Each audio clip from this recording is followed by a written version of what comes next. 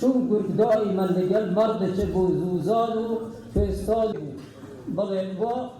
سەرەتا بە خێراتنتانەکەین بۆ دیدارەکەمان دیارم دیدارە ئێمەیەکێکە لەو دیدارە گرنگانەی کە لە ڕاستیە شانازی پێوەکەین وەکو بەشی شوێنەوار کە ئەنجاممان داوە بۆ زانکۆی سلێمانی وەکو یەکێکە لە ئێستەیە دەرگای کراوەتەوە بەڕووی کۆمەلگایە و لەسەر شاڕەی کۆمەلگا و زانکۆیە یەکێک لە کارە هەرە گرنگە زانستیەکانی ئەم کارەیە کە ئەنجاممان داوە ئێمە بەدوای ئەوە گەڕین کە ئێستا خۆشیاری شوێنەواری بڵاوکەینەوانێ کە خەڵکانێک بێن شوێنەوار و خۆش بوێت خەڵکێک بێ کە خەمخۆر و دڵسۆزی شوێنەوار بێ بۆیە ناچارین ئەو خەڵکە پێشەکی و پێشەنگ و ڕەوادانەمان بینەوە پێشەوە کە شوێنەواریان پاراستووە یەکێک لە هەرە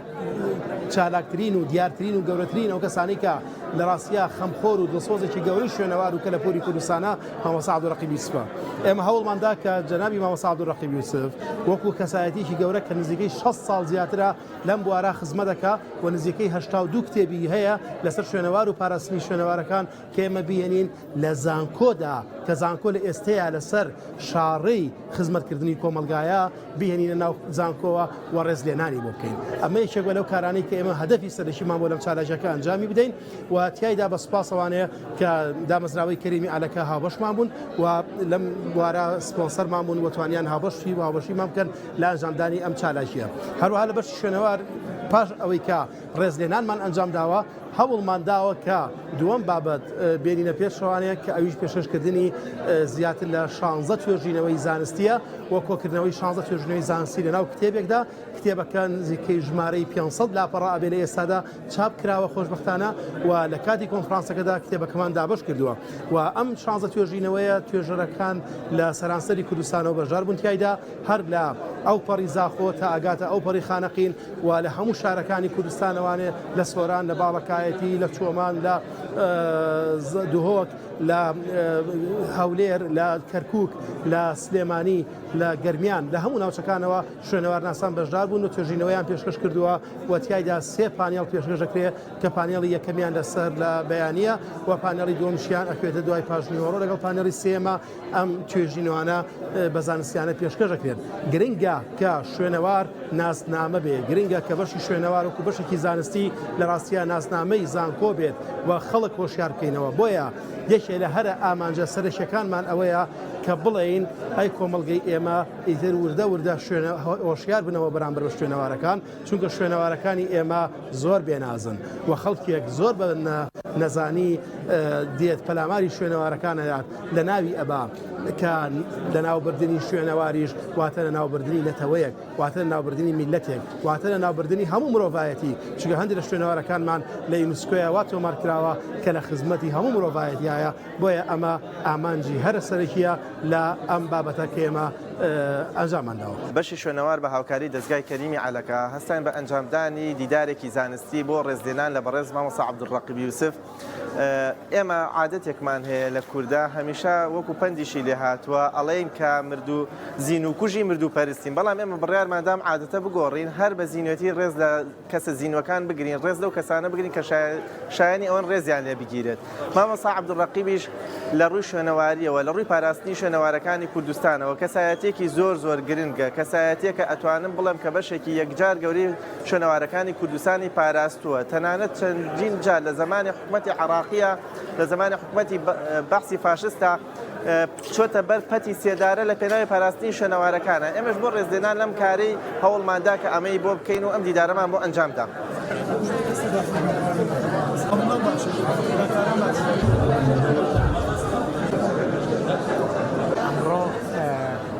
بەشی شوێنەواری زانکۆی سلێمانی لە کۆلیجی زانستە مرۆڤایەتیەکان بە هاوکاری دامەزراوەی کەریمی عەلەکە چالاکیێکی زانستی زۆر گرنگی هەیە کە لە دوو بەش پێک دێت بەشێکیان ڕێزلێنانە لە 63 ساڵ خەباتی بەردەوامی مامۆستا عەبدوڕەقیب یوسف لە پێناو پاراستنی دەستنووس و کەلەپور و شوێنەوار و مێژووی کوردستان هەروەها بە ڕێزیان خاوەنی 82 دا کتێبن کە 18یان چاپ کراوە ئەوکانی تریش چاوەڕێی چاپن بۆیە ئێمە وەکو شوێنەوار ناسان لە بەشی شوێنەوار و هەروەها دامەزراوی کەریمی عەلەکە پێمان خۆش بوو کە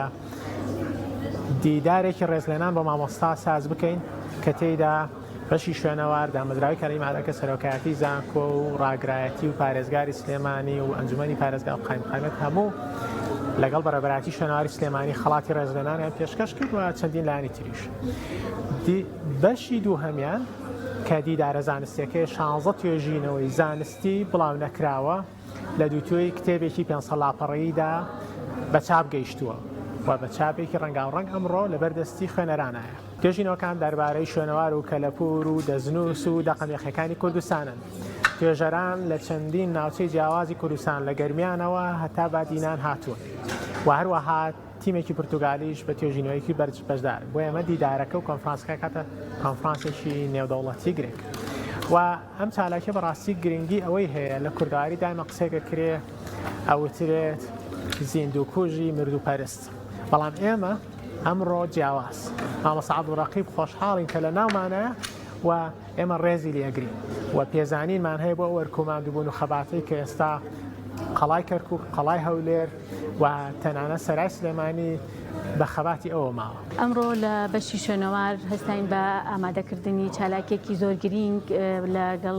دەستگای کەریمی عەلەکەیە بۆ بەڕێز مامۆستا عەبدوڕەقیب یوسف کە کەسێکی ماندوو لە ناسانە، کەسێکی زۆر بوێرانە و کەسێکی زۆر چالاک لە تەمەنێکی زۆر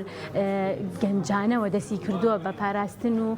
ئیشکردنی و پاراستنی بەشی شوێنەواریەکان، ناوچە شوێنەواریەکان هەر لەم بوارەشانە بەڵکو لە بواری نەتەوایەتی هەتا دەستنووسەکانی کتێبەکانی باسی لایەنی سیاسی دەستنووسی هەیە و باسی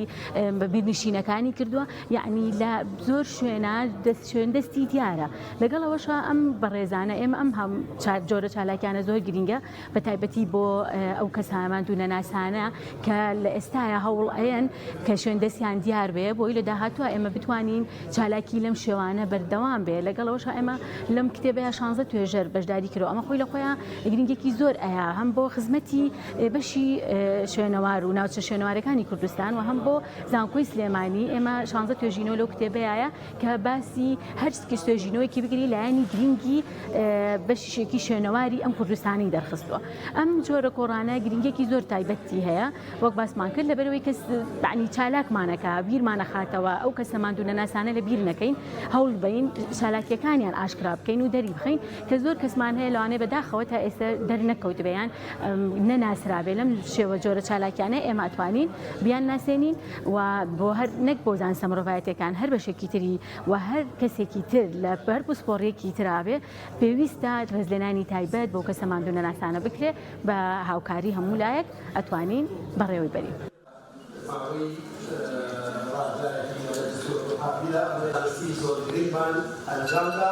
لەو 16 توێژینەوەیەدا لەکەم بابەتی کەوەری ئەمڕۆمان لەلایەن بەڕێز پرۆفیسۆر دکتۆرە نەزمین پێشتر دەکرێت لەو کارانەی کە مامۆستا عەبدوڕەقیب یوسف کردوێتی بوو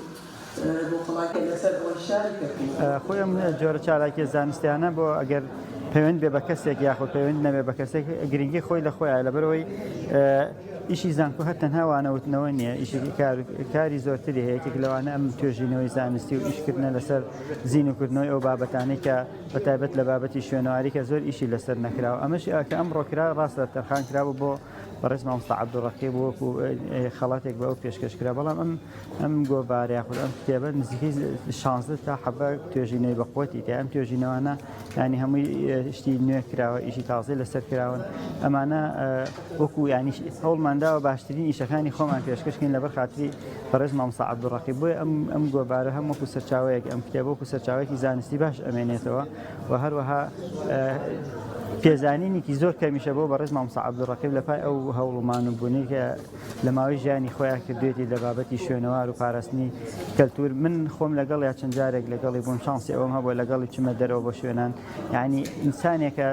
تاوەکو لەگەڵی هەڵسوکەوت نەکەی نازانی ینی قەدری نازانێ، کەسێکی زۆر بەڕێزە لە ڕووی ئەکادیمیەوە لە ڕووی ینی هەوڵی زۆرە، هەوڵدانی زۆرە بەو تەمەنی شوێ ئێستا پێ بڵێ مامۆستا لە فڵان شوێن جێگایەکی شوێنەواری و هەیە یەکسەر مستعیدەیە لەگەڵ ئەچێت یان هەوڵی خۆی ئەدات هەموو وەکوڵە پەیوەندیەکی خۆی و مادی و معنەوێن لەگەڵ ئەوێ بۆ پاراستنی مێژوو و شوێنوار و تەلەپوری کۆنی کوردستان بۆیە زۆر زەرور بوو بەڕاستی ئەمە بکرایە لەخوا بەزیابێت لە تەمەنی خۆشی ئەما بوو ئەمەی کە بینی ئەوە شتێکی باش بوو هیوادارم لایەنی تر و شوێنی تریش شتی تری بۆ بکرێت پێزانینی تری بۆ بکرێت لەبەرەوەی ئێمە پێمان وایە زیاتر لەمە هەڵەگرێت بۆ مامۆستا عەبدوڕەقیب بکرێت خۆی ئەو سەردەمەی مامۆستا عەبدوڕەقیب ئیشی لەسەر پاراستنی شوێنەواری کرد و بڕوا ناکەم زۆر کەس لە کوردستان هەر بیری لەو بابەتە کرد بێتەوە یعنی ئەو پێش هەمومان کەوتو ئەو بۆ بە وەکوڵێ ڕێگەچای ڕێعنی وەکوڵە خاریکەیەکی تاریخ بۆی فێری خەڵکی تری فێر کرد بەڕاستی فێری ئەم بابەتە کرد لەبەر ئەو لە شەستەکانەوە ئیشی لەم بابەتە کرد لەو کاتە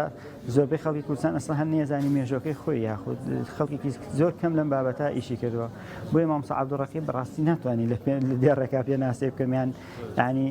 کورد شانسی هەبوو کە مامۆستا عەبدوڕەقیبی هەبوو بەتایبەت لە پاراستنی شوێنەوار و کەلەپوری خۆی